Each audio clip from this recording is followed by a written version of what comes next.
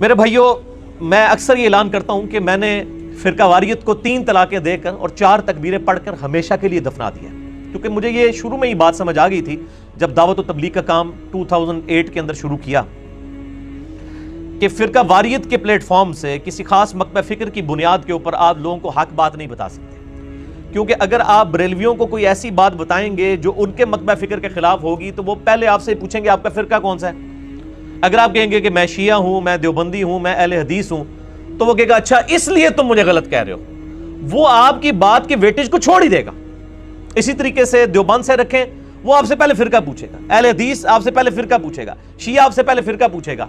تاکہ وہ فوراً ڈیفینسو موڈ میں جانے کی بجائے افینسو موڈ میں آ جائے اور آپ کو بتائے اچھا آپ اس لیے یہ بات کر رہے ہو نا اہل بیت کی محبت کی کہ آپ شیعہ ہو، اچھا آپ صحابہ کی اس لیے بات کر رہے ہو کہ آپ دیوبندی ہو، اچھا آپ نبی علیہ السلام کی محبت کے بنیاد کے اوپر میلاد کے جلسے جلوسوں کی بات اس لیے کر رہے ہو کہ آپ بریلوی ہو۔ تو یہ ادبی گالیاں انہوں نے ڈیوائز کی ہیں، کبھی وہابی کہہ کے، کبھی نجدی کہہ کے، کبھی گستاخ کہہ کے، کبھی بدعتی کہہ کے، کبھی بد مذہب کہہ کے اگلے بندے کی مت ماری جائے تاکہ وہ بات سننے کے لیے تیار ہی نہ ہو۔ یعنی یہ ان کا طریقہ واردات ہوتا ہے، اسی لیے مجھے شروع میں یہ بات سمجھ آ گئی تھی اور میں نے فرقہ واریت کو اس حوالے سے خیر بات کہہ دیا، کیونکہ جو شخص فرقہ واریت میں پڑ جائے میرے بھائیوں وہ کبھی آپ کو حق بات نہیں بتا سکتا الا ماشاء اللہ، کیونکہ یہ جو علماء جن پلیٹ فارم سے بات کر رہے ہیں انہی پلیٹ فارم کے ساتھ ان کی نوکری وابستہ ہے، ان کے چندے وابستہ ہیں۔ اگر ایک بریلوی آپ کو بریلویوں کے پلیٹ فارم سے یہ بات بتائے کہ یہ جو آپ ہر مہینے 11ویں مناتے ہیں، تو 11ویں والے جو پیر ہیں شیخ عبد القادر جیلانی المتوفی 561 ہجری، انہوں نے اپنی کتاب غنیت الطالبین میں نماز کا طریقہ رکوع میں جاتے وقت اور رکوع سے اٹھتے وقت رفع الیدین کے ساتھ لکھا ہے۔ تو کیا آپ سمجھتے ہیں کہ ایسا بریلوی عالم دین اگلا جمعہ اس مسجد میں پڑھا سکتا ہے؟ ناٹ ایٹ آل، کبھی نہیں پڑھا سکتا۔ اسی طریقے سے اگر کوئی دیوبندی عالم دین ممبر پہ چڑھ کر صرف بخاری اور مسلم سے نماز کا طریقہ رکوع میں جاتے وقت اور رکوع سے اٹھتے وقت رفع الیدین کے ساتھ بتا دے، اگلا جمعہ نہیں وہاں پڑھا سکتا، تو اس کے بیوی بچوں کا خرچہ آپ لوگ اٹھائیں گے یا میں اٹھاؤں گا؟ ہم تو نہیں اٹھا سکتے۔ اسی طریقے سے اگر کوئی اہل حدیث جو ہے وہ ممبر کے اوپر چڑھ کے یزید کو کنڈیم کرنا شروع کر دے، مولا علی رضی اللہ تعالیٰ عنہ علیہ السلام کے فضائل محرم میں سنانا شروع کر دے، حالانکہ ان کے کلچر میں ہے کہ محرم میں آپ نے صرف ماتم کے خلاف بولنا ہے، مولا علی حسن حسین کی تو بات ہی نہیں کرنی۔ تو جن کے کلچر میں یہ برائی آ چکی ہے اس کلچر میں اگر کوئی یہ کرے گا، ہم نے پریکٹیکلی دیکھا ہے جن علماء نے کیا لوگوں نے ان کو گریبان سے پکڑ کے اتار لیا کہ یہ کیڑی شیعہ نہیں گلنا شروع کرتی ہیں تسی۔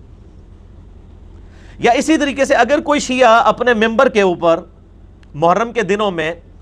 یہ آواز بلند کرے کہ دیکھیں ہمارا جو اختلاف تھا وہ شیعہ معاویہ کے ساتھ یہی تھا کہ وہ مولا علی پر سب و شتم کرواتے تھے ممبروں پر، ہم نے اگر شیعہ معاویہ سے اختلاف کیا اس بنیاد کے اوپر اور آج ہم وہی بدعت لے کر چل رہے ہیں کہ ہم خلفائے ثلاثہ کے اوپر ممبروں پر لعنت کرتے ہیں، ہمیں تو علی کا شیعہ بننا چاہیے، معاویہ کا شیعہ نہیں بننا چاہیے۔ وہ کہیں گے لو جی دماغ خراب ہو گیا جی، وہ اگلا جمعہ پھر وہ نہیں پڑھا سکتا۔ تو میرے بھائی اتنے سارے ہزاروں لاکھوں علماء کے گھروں کے خرچے میں تو نہیں اٹھا سکتا، تو چونکہ ہم اٹھا نہیں سکتے، نہ گورنمنٹ اٹھا سکتی ہے، لہٰذا آپ ان سے یہ ایکسپیکٹ نہ کریں کہ یہ بات کریں گے۔ ہمیں پرسنل میٹنگز میں بریلوی، دیوبندی، اہل حدیث، شیعہ کے علماء کہتے ہیں کہ جی آپ کی جو ہمارے مکتب فکر کے حوالے سے باتیں ہیں، جو آپ غلطیاں ہائی لائٹ کرتے ہیں، ہم آپ کے ساتھ ہیں، لیکن یقین کریں بڑے بڑے عالم ہیں، میں ان کا نام نہیں کیمرے میں لیتا، ہو سکتا ہے ان کا اگلا جمعہ ہی بند ہو جائے۔ وہ کہتے ہیں یار گل یہ ہے کہ ہر کوئی انجینئر محمد علی مرزا تو نہیں ہو سکتا، اور وہ کہتے ہیں بالکل بانگے دول کہتے ہیں۔ ایک بہت بڑے بریلوی عالم پاکستان لیول کے، انہوں نے مجھے فون کر کے کہا